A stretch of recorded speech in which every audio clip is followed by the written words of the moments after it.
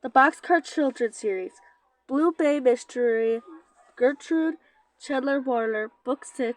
Blue Bay Mystery. Chapter 1. Plans. One winter day, Jessie Alden met her brother Henry in the hall. She said, "Henry, I think grandfather is up to something." "Violet thinks so too." "What do you mean?" Jessie said Henry. "Do you mean business trouble?" "Oh, no, not at all," said Jessie. "I think he is planning something.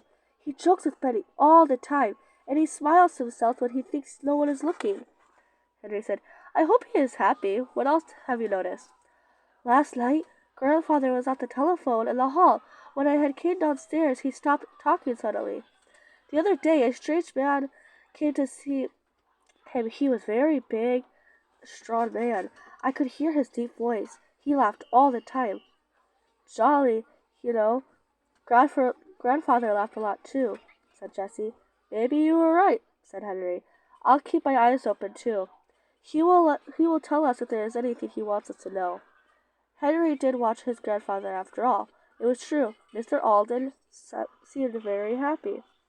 Once he started to say something, then he stopped. Then at last, one day in January, the same man came to call. Mr. Alden took him into the front room and shut the door. He took the stranger's hat and coat and hung them up.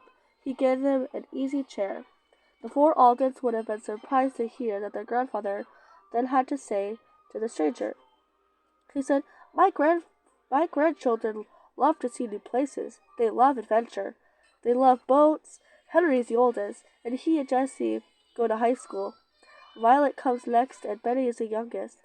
The man smiled. "So, they all like adventure," he said. "Yes, but the best of all, they like to make something of nothing. Do you understand what I mean?" "Yes, sir. I understand very well, Mr. Alden. I understand because I like that too. I like a fine fish pole out of a stick, a string, and a bent pin. I like to make a plate out of a flat stone." "That's exactly right, Lars," cried Mr. Alden. "You do understand." Lars thought for a minute, then he went on. "I think you want your grandchildren to have an exciting time, but don't you want them in you don't want them in any danger." "Right again," said Mr. Alden. "Shake hands, Lars, and now I'll call them. You can watch them when I tell them." Mr. Alden opened the door. "Betty, get Henry, Jessie, and Violet. All of you come down. I want to tell you something." The four Aldens were very soon in the front room. Jessie, Henry, Betty, and Violet. "This is Larson." Mr. Alden smiling. "He's your friend from now on." Lars shook hands with them. He said, patting the dog, "Is everyone sat down? And this is Watch. I know him too," grandfather said. "Now I'm going to tell you about a plan. I told your grandfather was up to something," said Jessie. "Did you, my dear?" said Mr. Alden. "Well, we are going on a trip. Lars is going with us. He has already been where we want to go, so he can tell us all about it." "How are we going on a trip?" asked Betty. "On a plane? On a boat?" "Both," said Mr. Alden, smiling. "And where?" asked Betty. "We are going to the island of the South Seas," said his grandfather. "Oh, boy!" cried Betty. "I'll tell you all about it," said Mr. Alden. "I have to go to San Francisco on a business, and I thought it would be fun for you to go with me." Then suddenly one of my business friends has company a ship was going to the Tahiti for that time. Did we want to go all along? We would be the only passengers, so I said yes. "We are going to Tahiti," said Henry. "No," said grandfather. "My friend told me about his mate, Lars Larson. 3 years ago, Lars was shipwrecked on a beautiful island in the South Seas. That ship hit a reef, and 2 men were lost. One of them was Lars." "He doesn't look lost," said Betty. "No, the 2 men landed on this beautiful island in a lifeboat. The others were picked up by other ships. Lars and the other men lived on the island until a ship came and picked them up too. Lars told me all about the beautiful island. It looks very safe, and for nobody lives there. There are no dangerous animals, there is water, enough food to live on, and Lars would be go there again for a vacation." "And we're going on this island?" asked Violet.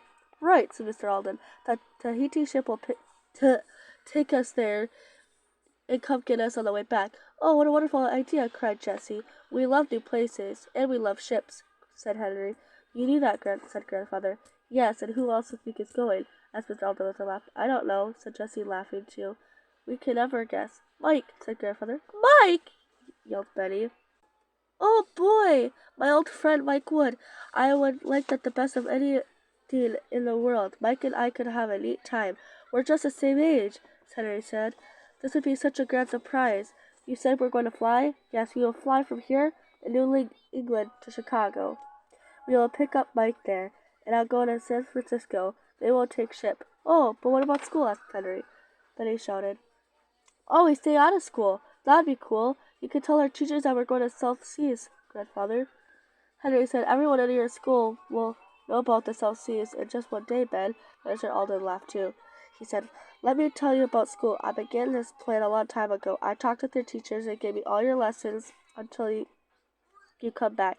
Do we have new school books? Asked Jessie. Mr. Alden smiled and said, yes, the books are right on the table. He gave each one a paper book. Henry's was dark green with Henry on a gold cover. There was a violet book for Violet on a cover, a blue one for Jessie, and a bright one for Betty. It is better not to look at them right now, said Mr. Alden. They are very interesting. Every day on the boat you will study these books. A boat school, Betty, said Jessie. She was afraid that Betty would not like this. A boat school, cried Betty. That will be fun, but won't we have school on the island? We will, Lars. There will be no time, my lad, said Lars. You will be busy finding something to eat. That won't be enough school. How about a lesson right now? A boat is not a ship. A boat can be carried on a ship. Our ship is too big to be carried by another. Oh, I get it, said Betty. Then we'll call it a ship school. Almost, Betty, said Lars. A sailor would say ship's school. That's neat, said Betty. Ship's school. Is the island beautiful, Lars? Asked Jessie. Palm trees and everything? Oh, yes, said Lars. That's why I want to see it again. I am glad to spend my vacation there with you. We can go fishing, too. Fishing, said Henry. But I love the fish. And Mike. Mike loves the fish, too, said Betty. Good old Mike. I can't wait to see him, Grandfather. You know, it's awfully hard for me to wait for anything. When are we going? Next week, said Mr. Alden, laughing. I know you can't ever wait, so that's why I didn't tell you before. We'll have to pack soon, said Jessie. No, that's another thing, said Mr. Alden. He looked at Jessie, the perfect housekeeper. You see, you will need clothes for the ship, and still others for the island. It is very hot there, so your cousin Alice packed your summer clothes, and they have gone already. You will find them on the ship. What a grandfather, said Henry. Can Watch go too? Sorry, my boy. Let me tell you about Watch, began Mr. Alden. Now I know he can't, said Benny. No, he can't, said Mr. Alden. Watch wouldn't like the plane, or the boat, or the island, really. Mr. and Mr. McGregor need a watchdog, and we don't. Mike can't take Spot either. That's good, said Betty. No dogs at all. You can't go, Watch. Watch has gone to sleep on my foot, said Lars. That means he really likes you, said Jessie. I'm glad of that, said Lars. Watch lifted his head. Lars patted him and said goodbye. I have to go now, Watch. Yes, Lars has a lot of work to do, said Grandfather. We will meet again in San Francisco. They were all sorry to see Lars go. He was already a good friend. When Lars had gone, Henry looked at Jessie and Violet and said, aren't we lucky to have a grandfather who takes us on a trip and helps us to go to school? Just the same. Jessie smiled at her mother. She said, I was thinking the same thing. What a lot of surprises Grandfather thinks of. But nobody knew then what the biggest surprise is going to be. Not even Grandfather. Not even Lars.